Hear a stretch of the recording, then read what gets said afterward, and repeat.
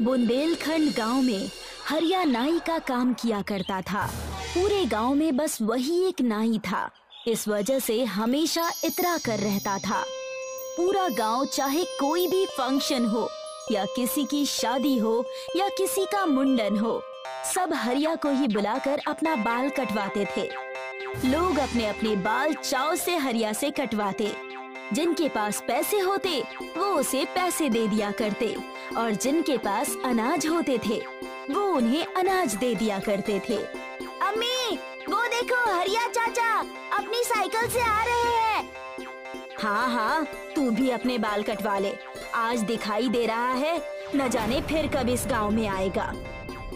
अरे क्यों चिल्ला रही हो बच्चे पर? मैं हर इतवार तो आता ही हूँ ना।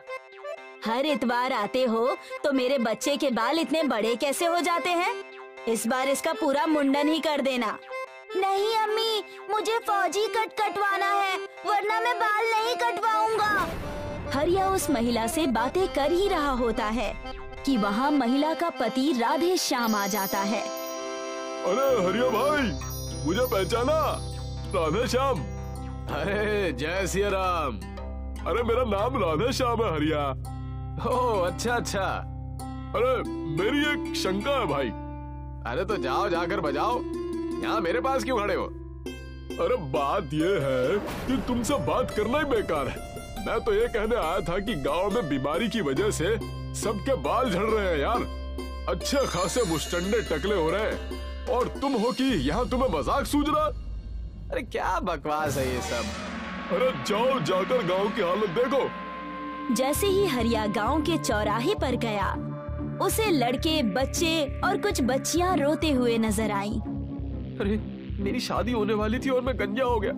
हे भगवान, ये सब मेरे साथ क्यों किया? अरे ये कैसी विपदान पड़ी है भगवान, हमारे गांव में किसी के बाल ही नहीं बच रहे। हरिया देखो तो ये सब क्या हो रहा है। आधे से ज्यादा गांव के बच्चे और लड़कों के बाल चले गए भाई। कुछ बूढ़े थे, उन्हें देखकर पता ही नहीं चल रहा असली बूढ़े हैं या कंकाल बिठा दिया है गांव में। अरे शुक्र है कि मैं इस गांव का नहीं हूँ, वरना मेरे बचे कुचे बाल भी चले जाते। लेकिन ये सब हो क्यों रहा है? अरे हम गांव के हकीम बाबा के पास जा रहे हैं, उनसे ही पता चलेगा कि क्या हुआ है पूरे गांव को और इसका समाधान क्या है। सारे ही मिलकर हकीम के पास जाते हैं। वहाँ जाकर हरिया को नजर आता है कि आसपास के सभी गंजे वहाँ मौजूद हैं।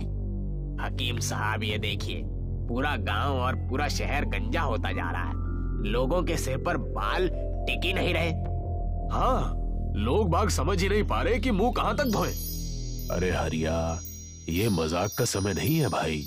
यहाँ पर आए हुए लोग बहुत तकलीफ में हैं। अरे तो का उपाय आप ही बता दीजिए ना। गलती गांव वालों की ही है। ना तो ये समय पर खाना खाते हैं, ऊपर से मिलावट का खाना खाते हैं। ये सब उसी मिलावट के खाने की वजह से ये सब हो रहा है। अरे अब इसका उपाय भी बता दीजिए हकीम साहब। कुछ ही दिनों में गांव में कई सारे कार्यक्रम होने वाले हैं। इसका उपाय ये हरिया जानता है। हरिया के खून में उसके पुरखों की कला दौड़ रही है। मैं कुछ समझ नहीं पाया हकीम साहब, आप क्या कहना चाहते हैं?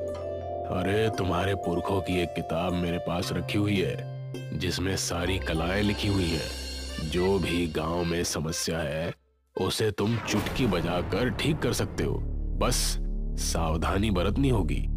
हकीम के इतना कहते ही हरिया हवे में आ गया और सारे गांव वालों को अपने घर और अपनी नाई की दुकान ले गया। हाँ, ये रही वो किताब। इसमें ही तुम्हारे बालों का भविष्य मेरे पास है। हरिया के उस पुश्तैनी किताब में सारी जानकारी लिखी हुई थी। उसने उस किताब की मदद से ऐसी दवाई बनाई जिसे बालों पर लगाते ही सबके बाल घने होने लगते। लेकिन हरिया जानता था, अगर उसने दवाई इतनी आसानी से दे दी तो कल कोई भी उसका एहसान नहीं मानेगा। इसलिए उसने एक बड़ी चाल चली और दिन रात एक करके बालों को उगाने की दवाई बना दी। सुनो सुनो सुनो, ये जो दवाई मैंने बनाई है इससे समाज के लिए फायदे तो है ही, लेकिन इससे मेरे फायदे भी होंगे। अरे ज्यादा बातें ना करो और हकीम की बताई हुई दवा दो। अरे ऐसे ही थोड़ी, तुम्हें इसके पैसे देने पड़ेंगे। कैसे पैसे भाई? अरे मैं तुम्हें उल्लू दिखता हूँ क्या? तुम्हें फ्री में दवाई दे दूं? अरे किसी बच्चे का मुंडन थोड़ी है जो सस्ते में पटा रहे हो। चुपचाप अपनी जेब ढीली करो, चलो। ये तो सरासर अन्याय है। बच्चे के बाल बचाने के लिए अब पैसे देने होंगे हमें। अरे तुम्हें लेना है तो लो, वरना भाड़ में जाओ। हरिया की बात सुनकर सारे गांव वाले दुखी हो गए। जिनके पास पैसे थे उन्होंने उस दवाई को अपने बालों में लगाकर अपने बालों को बढ़ा लिया। मेरे बच्चे के बाल तो बड़े खूबसूरत आए हैं। भगवान उस हरिया का भला करे। अरे क्या करे भला, हरिया ने पूरे 10,000 रुपए ले लिए हमसे। सारे गांव वाले हरिया से दुखी होकर उस हकीम के पास जाते हैं। अरे उस हरिया ने हमें धोखा दिया है। बाल उगाने के लिए इतना भाव बता रहा है जितने में नई गाड़ी और नया घर आ जाए। ये सरासर अन्याय है हकीम साहब। हद तो तब हो गई जब हरिया ने मेरे बच्चे को घर से निकाल दिया। मैं तुम्हारी हर बात स्वीकारता हूँ। हरिया अपने गुणों का दुरुपयोग तो कर रहा है, तुम भी बिल्कुल वैसे ही करो। ये लो ये दवाई, इसे जाकर हरिया की बालों वाली दवाई में डाल दो और दूसरे ही दिन इसका परिणाम देखना। ये काम तो मैं ही करूँगा, तुम बस देखते जाओ मैं क्या क्या करता हूँ। रात के समय भैरव हरिया के घर पर एक बिजली की तार गिरा देता है, जिसे देखकर हरिया घर से बाहर जाता है और उसी मौके को देखकर हकीम की दवाई भैरव हरिया के बाल उगाने वाली दवाई में मिला देता है।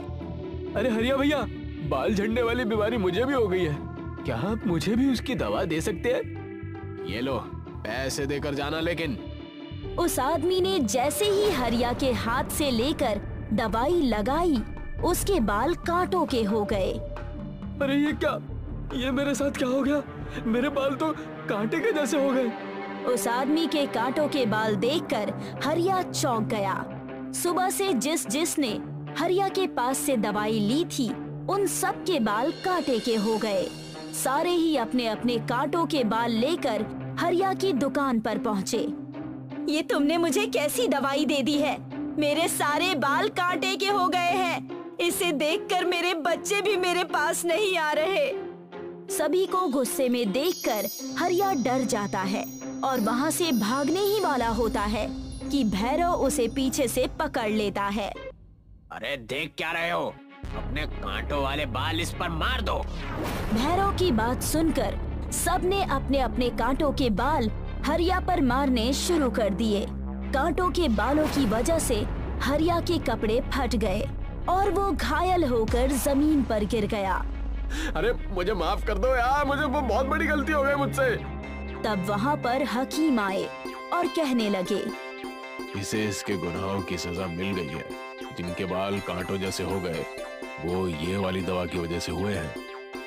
इस दवाई से मेरे बाल कहीं और ना बढ़ने लगे। ये कांटों के बाल अब मुझे चुभने लगे हैं। भैरव, इसे जाकर सारे गांव वालों को दो। ये है असली उपचार, जड़ी बूटी से बनी हुई। इसे बिल्कुल मुफ्त में बांटना। सबके बाल पहले जैसे हो जाएंगे और सारा संकट दूर हो जाएगा। हकीम से दवाई लेकर उन्होंने कांटों के बाल पर लगाए। देखते ही देखते सबके बाल साधारण हो गए। हरिया के इस चाल की वजह से सारे गांव वालों ने हरिया को गांव से निकाल दिया। अब सारे गांव वाले खुशी खुशी रहने लगे।